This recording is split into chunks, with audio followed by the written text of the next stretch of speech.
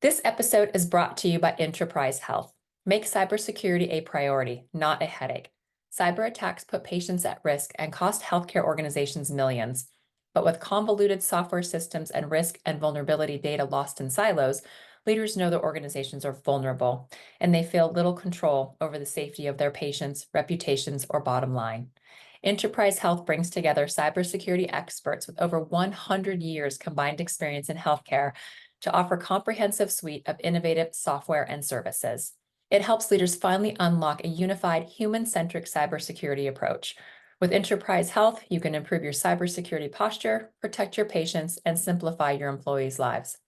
Visit thisweekhealth.com/enterprise-health to find out more. Today on Unhack the News. So many of the challenges that our teams and our clients have is our needle in a haystack problem. Narrow the haystack. This part's okay. Go look at these pieces of hay over here. That's where you can really get to just a higher level of throughput for a lot less wear and tear on a team. Hi, I'm Drex, a recovering healthcare CIO and longtime cyber advisor and strategist for some of the world's most innovative cybersecurity companies. Now I'm president of This Week Health's 229 Cyber and Risk community. And this is Unhack the News, a mostly plain English, mostly non-technical show covering the latest and most important security news stories. And now, this episode of Unhack the News. Hey everyone, I'm Drex, and this is Unhack the News. And one of my favorite people is here with me today, George Pappas from Intraprise. Intraprise, you guys, how you doing? Good, Drex. How are you? Great to be with you today. I'm great. We have some really good stories. You've actually been digging around on the news site and some of the other stuff too. I've been talking in the background about some of these stories for the last few days. And so I'm looking forward to the conversation. The first story is, it's actually not necessarily a news story, but it's something that you and I both follow, a person that you and I both follow, because I think in your words, when we were talking about it, you mean this person is like a been there, done that kind of person. And it's Paul Connelly. And he is on Substack. He has a blog that he posts. And there's one in particular that we both struck a chord with us, and it was connecting with your board of directors. Yes, yes. There was a lot of great stuff in there. Any place that you want to start? Yeah, I think, and I also, there's another story that I pulled out after I read Paul's, because you see examples of this from time to time. The essence of the story is old as corporate governance, really. And essentially what Paul had to say, and I think what he was trying to do was maybe pull CISOs away from the technical day-to-day grind and remind them that, wait a minute, management reports to someone else. It's called a board of directors. And that board of directors is actually the group that has the fiduciary responsibility for the organization. And oh, by the way, I think they're the ones who approve the budget. And Paul, in his article, which was very good, really talked about building relationships with the board. And also, very importantly, speaking in business terms. This is something that Scott and I do with our clients, and we present to boards on behalf of our clients all the time. And part of what the board wants to hear on our end is a third party coming in who's done the work, but the concept is the same. And in Paul's case, I think where he really had a lot of great advice was you have to build a relationship with the board before you can really connect with them. He talked about there are always regular board packages, come up with just a very simple update on what are some of the stories of the day, how they relate to the company's situation. Yeah, that pre-read thing that he talked about was like, give them like a one-page education pre-read thing that ultimately can go into a book, and it becomes like collection of like things that you want to educate them on. Exactly. He also reminded them, meaning CISOs, because he's an ex-CISO, speak in business terms. What is the big picture? Is it patient safety, care delivery, follow-on liability, which we'll be talking about in our next couple of stories because there's a lot going on there. And he reminded CISOs who read his article that you are a business professional in addition to a security professional. And so that's what I got out of it anyway.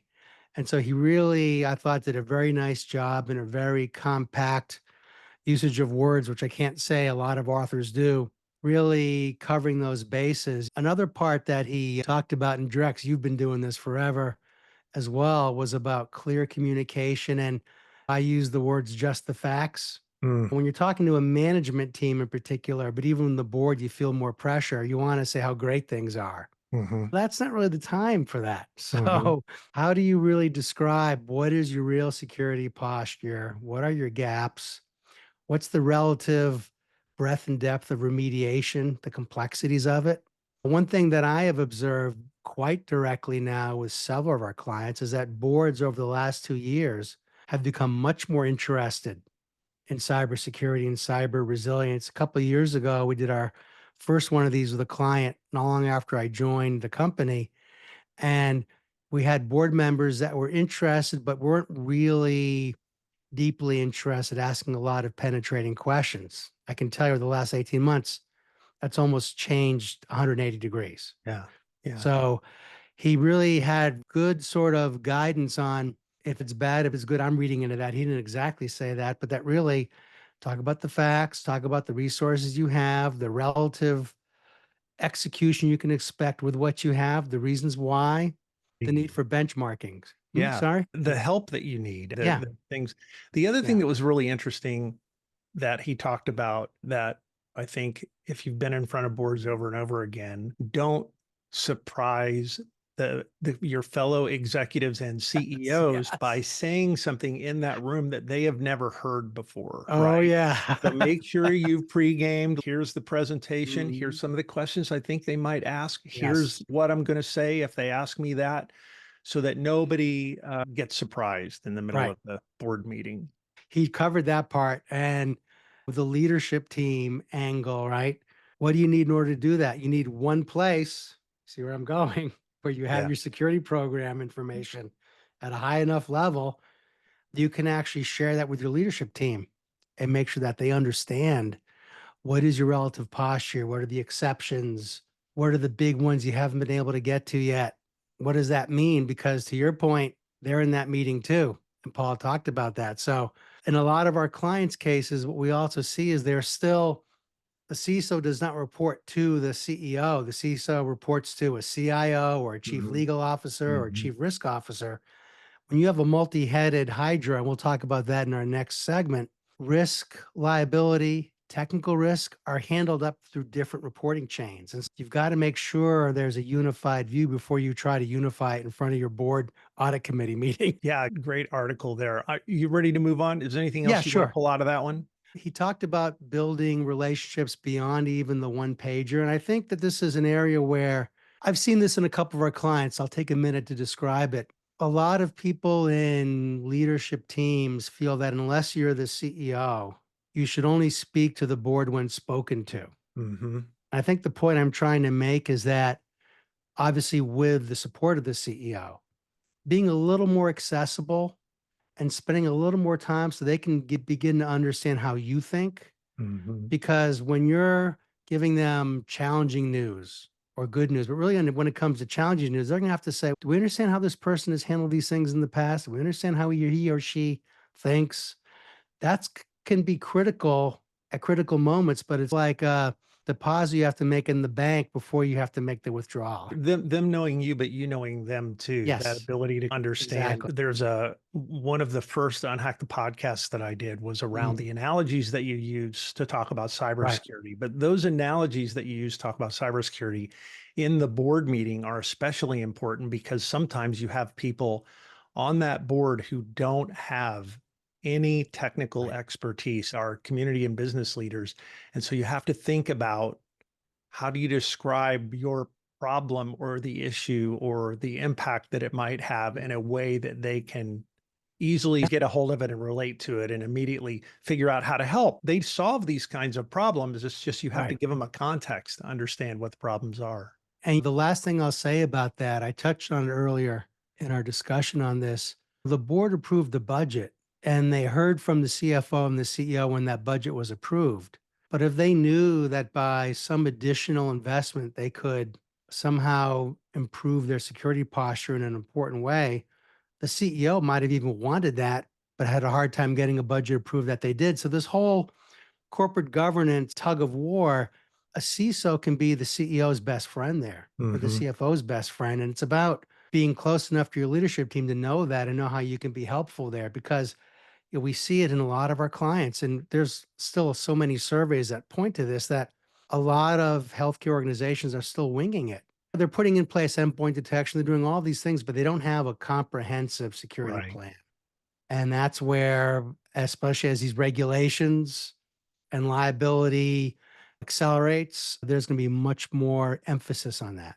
Yeah. And that ties very well into the next article and the next conversation in Yeah. the Insurance Journal, cyber policy wording and the impact for tech outages. And Mm, given that current state of cyber and the way that bad guys continue to evolve the way that they attack, and the other third party stuff that's happened, 2024 has been this crazy perfect right. storm of all the things that can go on that aren't necessarily intentional cyber attacks, but other things that cause problems and challenges.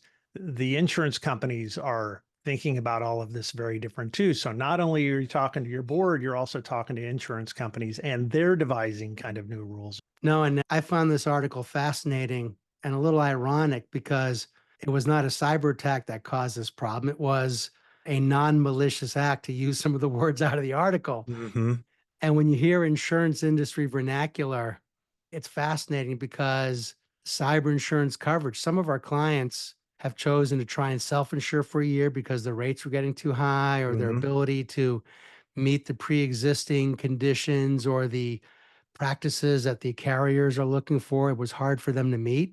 And so the whole issue is this still Wild West. What struck me in that article was that the industry and its current state is so far ahead of where the insurance companies' practices and structure are, that there's going to be some catch up. And this CrowdStrike event, that was a software update with a quality control problem, they claimed would be the single biggest and issue since 2017, in part because of all the direct damages from all these entities that had their operations disrupted and had to go through incident response procedures and all those things, let alone recovering their operations because they had to do an update that was not using the normal update methodology, et cetera. Right. And the other dynamic there was, when you think about what that product does, that sensor application does, it is about as deeply into Microsoft OS as you can get. At the kernel. Yep. Yeah, that's why It's Microsoft is part of it too. It is a very interesting situation that we find ourselves in, right? The insurers love a huge amount of history. I talked about this in the 2 minute drill, Mm, but the idea that fire and hurricane and those kinds of incidents have been litigated to death. And so right, everything's well defined. There's 100 years worth of information that they use to right. build all of their tables and everything. Cybersecurity is so compressed down and it changes so quickly that I think insurance companies trying to find their footing on how Yes, do we define these things and what does this really mean? And does this qualify for that kind of coverage, even right. though that's not what we meant when we sold you the policy? But it turns out that actually is the business interruption is a thing that happened. And so it's an odd, that's not what we meant, but it is what we meant. There's a lot of litigation that's going to happen to sort that out. Hi, it's Sarah Richardson here, president of the 229 Executive Development Community for This Week Health. I'm excited to share details about the upcoming SOAR conference happening September 18th through the 20th, 2024 in Midtown Atlanta. SOAR is your opportunity to elevate your career in healthcare IT. Join us for dynamic sessions, interactive workshops, and keynotes from trailblazing women in the industry. This event offers actionable strategies and fosters genuine connections. Whether you're a health system employee or a vendor partner, SOAR provides unique networking and growth opportunities. Sponsorship packages are available, offering visibility and engagement with industry leaders. Don't miss out. Register today at bluebirdleaders.org/2024 SOAR Atlanta. Let's empower the next generation of women leaders in healthcare technology together. See you in Atlanta. The other part of that article that I found very interesting was that they talked about, even if you had a cyber insurance line, there are parts of these damages that would be for other insurance lines, general liability, D&O, other non-malicious interruption acts that had Mhm. thresholds. So I think that, like every marketplace, the carriers have done their best to compete on one hand, but make sure they could cover risks that they could, from an actuarial perspective, evaluate. This is going to cause, a fairly, I think, significant rethink of how all these different insurance lines get put together. Mhm. The article talked about a lot of modeling going on. So some will be done with AI agents. That's our next topic. But still, it's clear that because this was so deeply embedded and affected so many industries, Mhm. that I think there'll be a rethink here. And for our clients and for healthcare, part of this third party issue came home to roost, even though it wasn't, thankfully, a cyber attack. CrowdStrike is a third party vendor to all these healthcare organizations. And now we're getting back to something we mentioned earlier in our discussion, which is you've got how many years of software contracts that you've written for all of your vendors, several hundred in many cases. And all those contracts, because I've been doing software licensing for 40 years, and they all have warranty disclaimers. They all have Mhm. limitations of liability, carve outs for special and incidental damages, and all that. So, on one hand, you have your license agreement with the software vendor.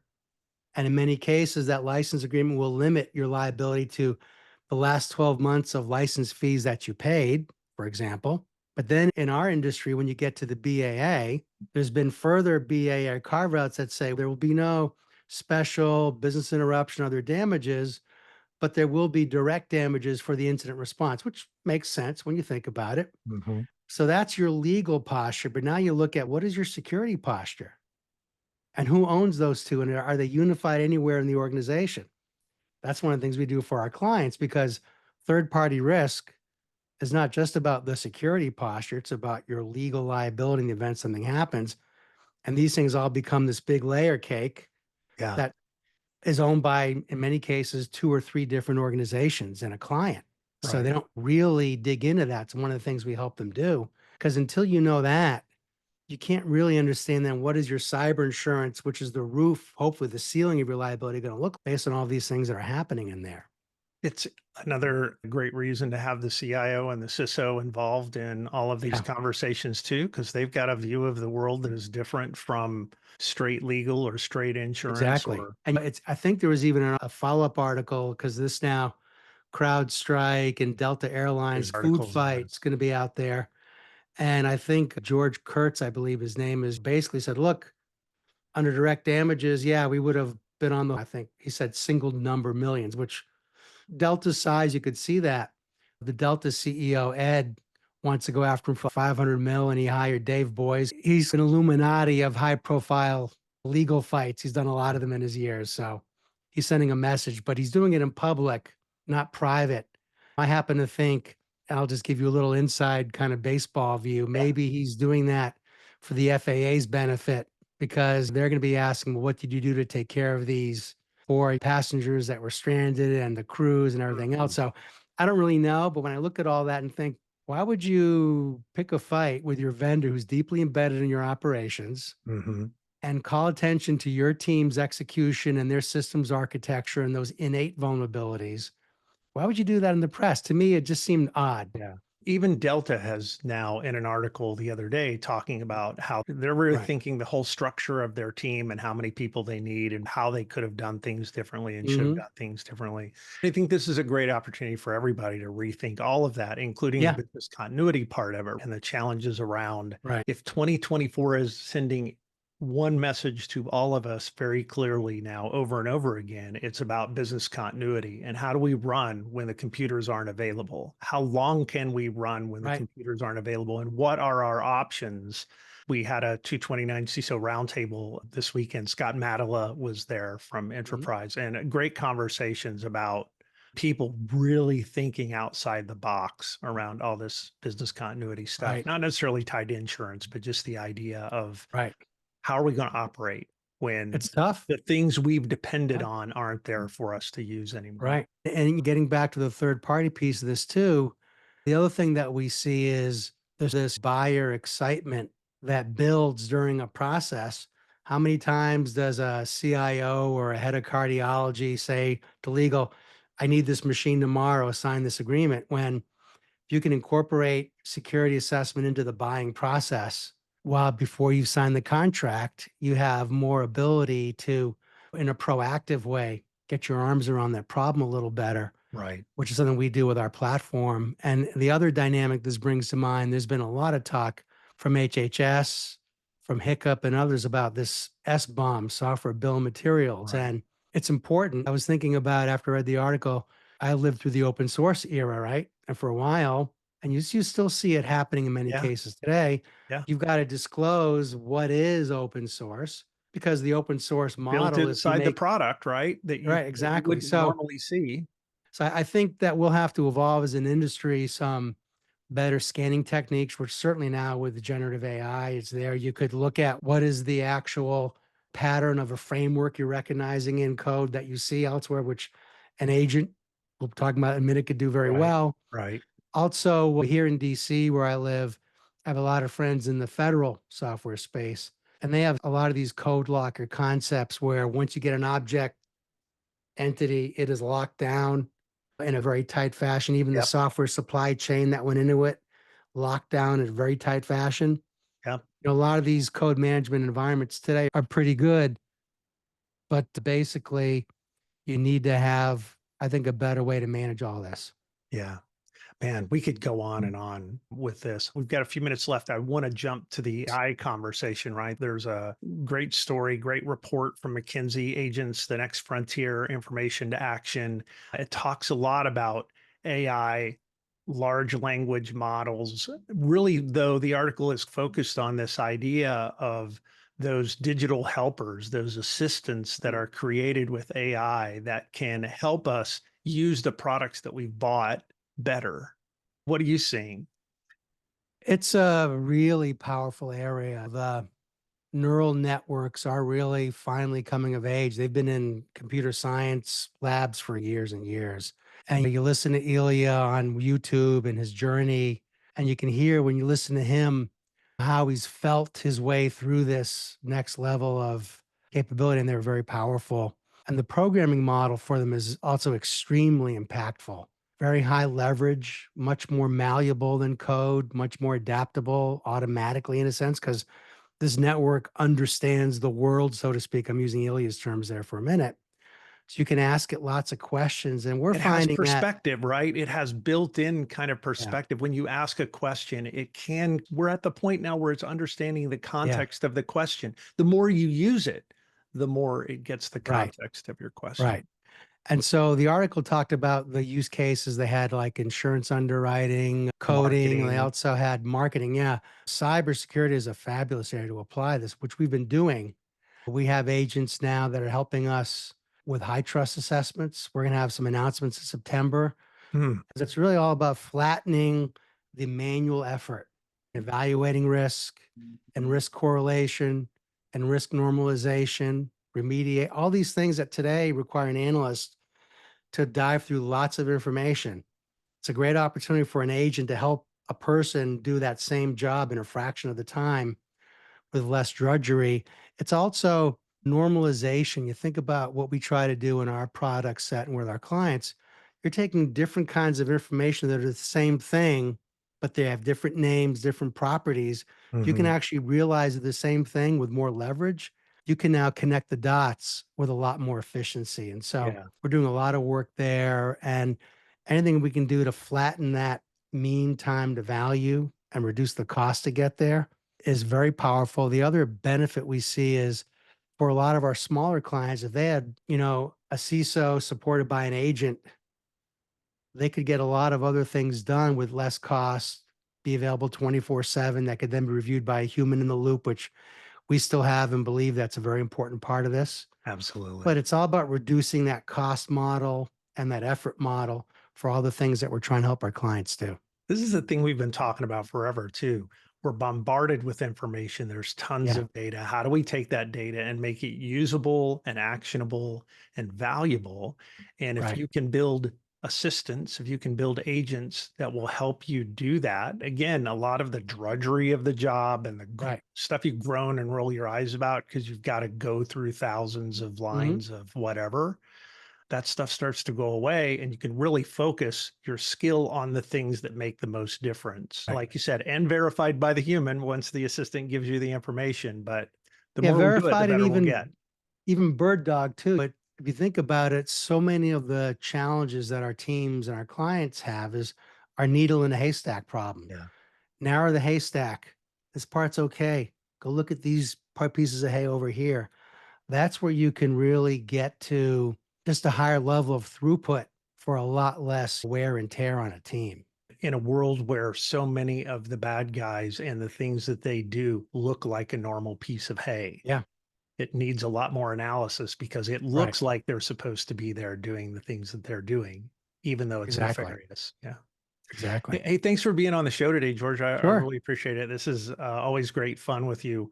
Thanks for being on. Our pleasure. Thanks for tuning in to UnHack the News. And while this show keeps you updated on the biggest stories, we also try to provide some context and even opinions on the latest developments.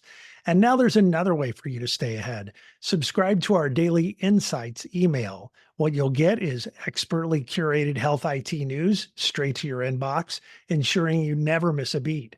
Sign up at thisweekhealth.com/news. I'm your host, Drex DeFord. Thanks for spending some time with me today. And that's it for UnHack the News. As always, stay a little paranoid, and I'll see you around campus.